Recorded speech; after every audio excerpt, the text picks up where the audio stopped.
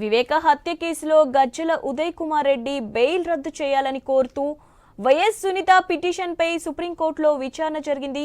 సునీత పిటిషన్పై CJI justice Sanjeev Khanna ధర్మాసనం విచారణ చేపట్టింది.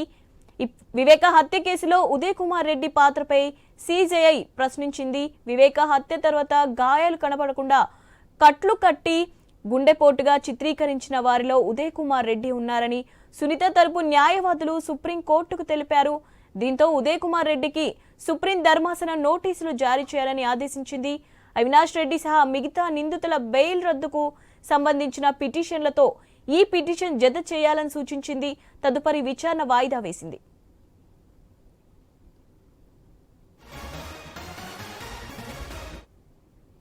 రైట్, దీనిపై మరిన్ని అప్డేట్స్ మా ప్రతినిధి రామకృష్ణ అందిస్తారు. రామకృష్ణ, అప్డేట్స్ ఏంటి?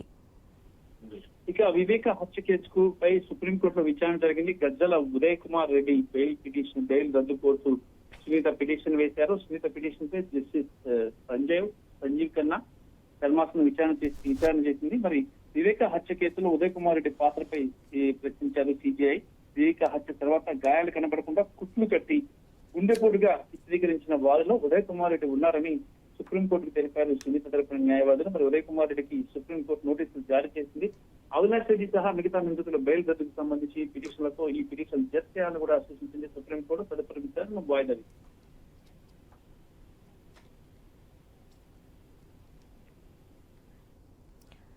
Thank you Ramakrishna.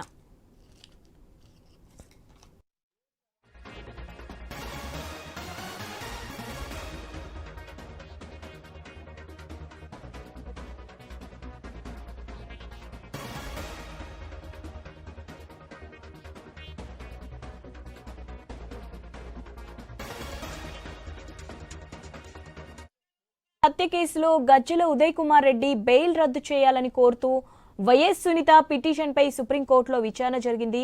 సునీత పిటిషన్పై సిజేఐ జస్టిస్ సంజీవ్ ఖన్నా ధర్మాసనం విచారణ చేపట్టింది. రైట్, దీనిపై మరిన్ని అప్డేట్స్ మా ప్రతినిధి శ్రీనివాస్ అందిస్తారు. శ్రీనివాస్, వివేకానంద రెడ్డి హత్య కేసులో ప్రస్తుతం ఉదయ్ కుమార్ రెడ్డి కూడా ప్రస్తుతం బెయిల్ పిటిషన్ మీద ఉదయ్ కుమార్ కూడా బెయిల్ పిటిషన్ మీద ప్రస్తుతం బెయిల్ మీద బయట ఉన్నారు. ఈ నేపథ్యంలో ప్రస్తుతం ఏదైతే స్పీడప్ చేసుకోవడానికి కానీ లేదంటే ఈ పరువురు వివేక హత్య కేసులో అక్కడ ఉన్న వాళ్ళల్లో కూడా ప్రధానంగా ఉదయ్ కుమార్ కూడా ప్రధానంగా ఆరోపణలు వినిపిస్తున్నాయి. అక్కడ గుండెపోటు అని చెప్పిన వాళ్ళల్లో ఉదయ్ కుమార్ కూడా ఒకరని ప్రస్తుతం సునీత కూడా ఆయన బెయిల్ రద్దు చేయాలని చెప్పి ప్రస్తుతం ధర్మశాసన ప్రస్తుతం కోర్టులో పిటిషన్ వేసి కోర్టు కూడా ప్రస్తుతం పూర్తిగా విన్న తర్వాత కూడా అసలుకి ఉదయ్ కుమార్ కి వివేకానంద రెడ్డికి కూడా సంబంధం ఏందని కూడా ప్రశ్నించడం జరిగింది. అయితే ప్రస్తుతం వివేక హత్య జరిగిన టైంలో కూడా గుండెపోటుతో మరణించారని చెప్పిన వాళ్ళలో అతి కొద్ది మందిలో ఉదయ్ కుమార్ కూడా ఒకరని చెప్పి ప్రస్తుతం సునీత కూడా కోర్టుకు తెలిపింది అని చెప్పవచ్చు. ప్రస్తుతం ఈ నేపథ్యంలోనే ఉదయ్ కుమార్ కూడా సుప్రీంకోర్టులో ప్రస్తుతం నోటీసులు సర్వ్ చేసింది. దీని మీద లిఖిత పూర్వకంగా కూడా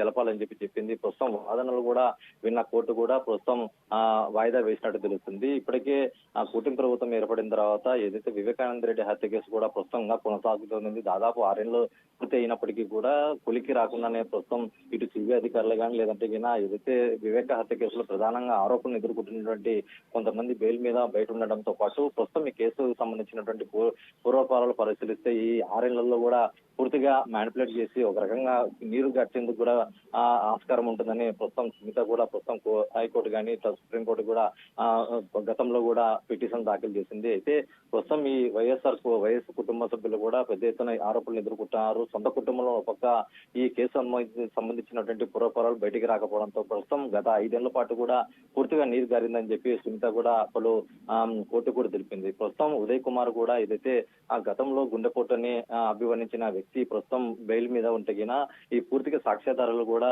పూర్తిగా చెరిగేసే అవకాశం ఉంటుంది. ఈ కేసులో ప్రధానంగా ఆరోపణలు ఎదుర్కొంటున్న ఉదయ్ కుమార్ కూడా బెయిల్ రద్దు చేసి ఆయన జైలు పంపించాలని కూడా ప్రస్తుతం ఆ పిటిషన్ దాఖలు చేసింది. మరి కోర్టు కూడా ప్రస్తుతం వాయిదా వేసిందని చెప్పవచ్చు. అనంతరం కూడా ఏదైతే ఉదయ్ కుమార్ కు సుప్రీంకోర్టు నోటీసు సర్వ్ చేసింది. దీని మీద కూడా పూర్తిగా విచారణ ఎదుర్కోవాలని కూడా చెప్పినట్టు తెలుస్తుంది.